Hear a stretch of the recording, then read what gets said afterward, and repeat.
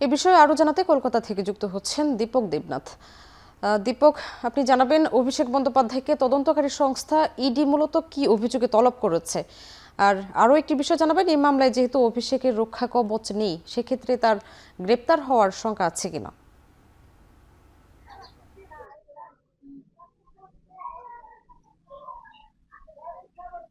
দেখুন, প্রাথমিক স্কুলে যে শিক্ষক নিয়োগ দুর্নীতি, সেই দুর্নীতি মামলায় নাম জড়িয়েছিল এই অভিষেক ব্যানার্জি। বলা ভালো যে অভিষেক ব্যানার্জির যে সংস্থা লিপস অ্যান্ড বাউন্স, সেই যে লিপস অ্যান্ড বাউন্স নামে যে সংস্থা, সেই সংস্থার কিন্তু একটা সময় ডিরেক্টর ছিলেন এই অভিষেক ব্যানার্জি।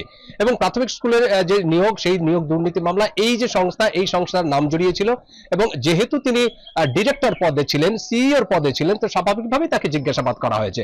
এবং গতকাল তাকে জিজ্ঞাসাবাদ করা হয়েছে টানা 11 ঘন্টা ধরে। সকাল 11টা নাগাদ তিনি সেই ইডির যে আঞ্চলিক কার্যালয়, সেটি হচ্ছে সল্টলেকের সিজিও কমপ্লেক্সে, সেই সিজিও কমপ্লেক্সে ঢোকেন 11টা নাগাদ। এবং টানা 11 ঘন্টা জিজ্ঞাসাবাদের পর রাত 10টা নাগাদ তিনি সিজিও কমপ্লেক্স থেকে বের হন। এবং যদিও কি বিষয় নিয়ে তাকে জিজ্ঞাসাবাদ করা হয়েছে, স্পেসিফিক কি কি করছেন সেটি নিয়ে তাকে বলা হয়েছিল, কিন্তু সেই ব্যাপারে তিনি কোনো মন্তব্য করতে চাননি।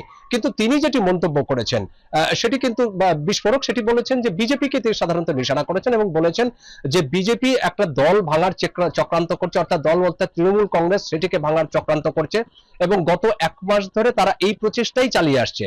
কোথায় বিরোধী দলকে স্বীকৃতি দেবে, অর্থাৎ আপনি জানেন যে গত 4 মে বিধানসভার যে নির্বাচন, সেই নির্বাচনের ফলাফল বেরিয়েছে, কিন্তু তারপরে বিরোধী দলের যে বিরোধী দলীয় নেতা, তাকে যেটা স্বীকৃতি দেওয়ার কথা সেটি না করে বরং বিরোধী দলকে কিভাবে ভেঙে দেওয়া যায় তার একটা চক্রান্ত চলেছে। এবং তিনি এটিও বলেছেন যে এর আগেও তিনি একাধিকবার তদন্তের মুখোমুখি হয়েছেন, ভবিষ্যতে যদি ডাকে তাহলে ফের তিনি তদন্তের মুখোমুখি হবেন।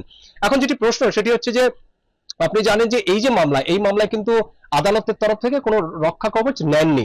সুতরাং একটা গতকালই আমরা দেখছিলাম যে একটা সংশয় ছিল যে তাকে কি তাহলে গ্রেপ্তার করা হতে পারে। কারণ সকাল 10টা থেকে 11টা থেকে টানা 10 ঘন্টা যখন সময় আস্তে আস্তে বাড়ছিল, তখন কিন্তু এই সংখ্যাটা দেখা দিচ্ছিল যে কোথাও কি গ্রেপ্তার হতে পারে, কোথাও কি তার যে বয়ান, তার যে তাকে যে কোশ্চেন করা হচ্ছে, প্রশ্ন করা হচ্ছে, তিনি কি সহযোগিতা করছেন না তদন্তে, এরকম কিন্তু একটা জল্পনা ছড়িয়েছিল।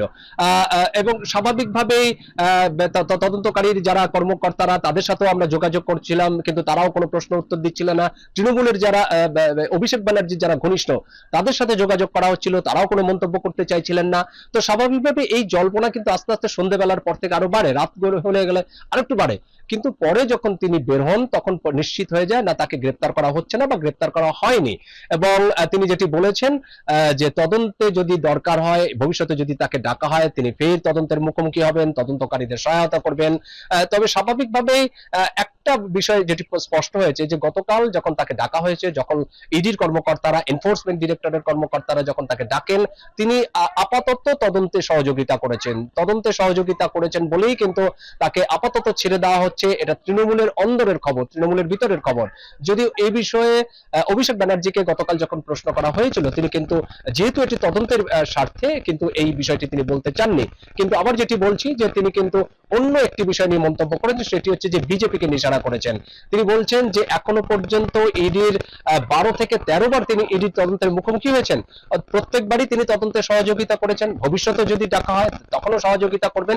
কিন্তু এভাবে তাকে দমিয়ে রাখা যাবে না, এভাবে তাকে তার মাথা নত করা যাবে না, তৃণমূল কংগ্রেসের মাথা নত করা যাবে না। এবং তিনি এটিও বলেছেন, যেটি বলছিলাম যে বারবার তাকে ডাকার উদ্দেশ্যই হচ্ছে তৃণমূল কংগ্রেসটাকে ভেঙে দেওয়া। কারণ যেখানে বিরোধী দল নতুন এসছে, বিরোধী দলকে কোথায় মর্যাদা দেবে, বিরোধী দলকে স্বীকৃতি দেবে, কিন্তু সেটা দেওয়া হচ্ছে না। তো এই নিয়েই একটা গতকাল থেকে আমরা দেখেছি যে একটা রাজনীতিতে একটা মানে টানটান উত্তেজনা ছিল, তোলপাড় পড়ে গিয়েছিল।